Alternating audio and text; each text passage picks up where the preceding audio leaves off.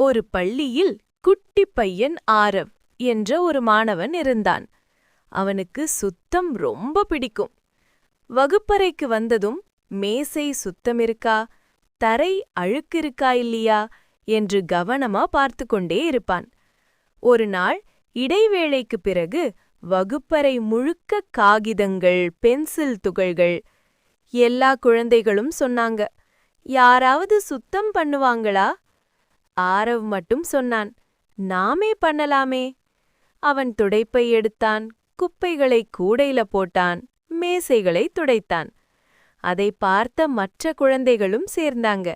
ஒரு குழந்தை தண்ணீர் கொண்டு வந்தது, மற்றொரு குழந்தை பெஞ்சுகளை சரி செய்தது. சிறிது நேரத்திலேயே வகுப்பறை மின்னும் போல ஆனது. அப்போ ஆசிரியை வந்தாங்க. அவங்க சொன்னாங்க, இவன்தான் நம்ம வகுப்பறை வீரன். அந்த நாளிலிருந்து எல்லா குழந்தைகளும் சுத்தம் காக்க ஆரம்பிச்சாங்க.